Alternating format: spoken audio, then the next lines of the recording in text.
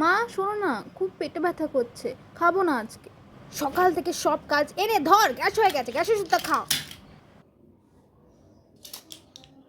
মা বলছি সকাল থেকে খুব গলাটা জ্বলছে গো আজকে।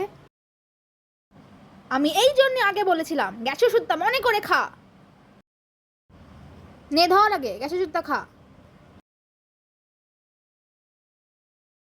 ছোট মানা কি হয়েছেটা কি?